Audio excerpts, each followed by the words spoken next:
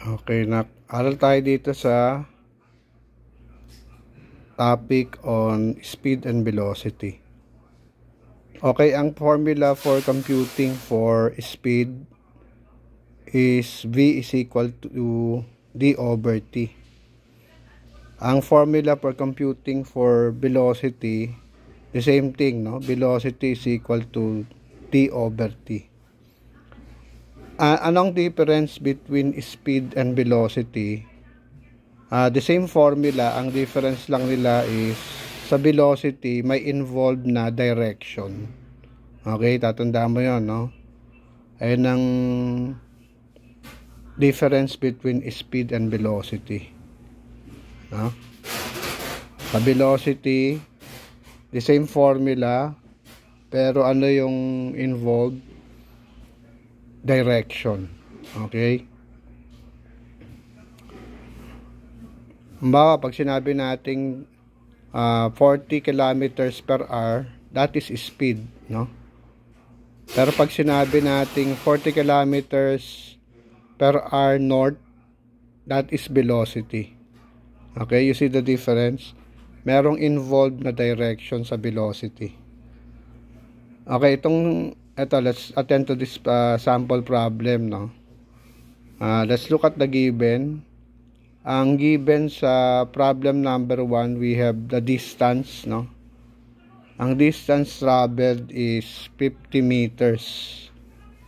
Ang time spent naman, letter T, is 22.5 seconds. Now, ang gusto nating malaman dito, what is the velocity, no? Actually dito we are just computing for speed kasi wala naman sa given yung direction, no? So ang formula natin, the same formula as velocity, B is equal to D over T. How do we proceed? Simple lang, no? Ang gagawin lang natin is we will simply substitute dun sa formula yung given. Okay, no? Ang distance is 50 meter. So, lagay mo sa taas, 50 meter. Okay. Ano yung time spent? 22.5. 22.5 seconds. Okay. Okay, so pag dinivide natin, 50 divided by 22.5, gamitan natin para mabilis, dali. Okay, let's try to divide. Okay, 50 meters, 50 divide natin by 22.5. Move natin yung decimal place once to the right. Dito rin, gano'n mag-move ka rin. Okay. So, 225 multiplied by 2 will give you 450. Okay. So, 500 minus 450 will leave you with 50. So, bring down. So, 2 point na lang yan. Bring down 0 ulit. So, 2.2 ulit.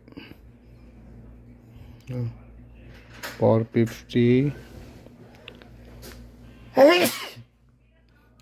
Okay, 50. Bring down 0 ulit.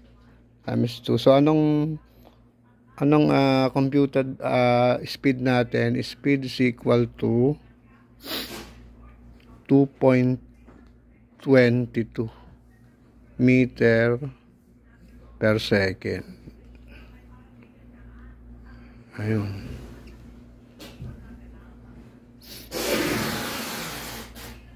Okay, ano lang important? Very important, dapat memorize nyo yung mga formula. No?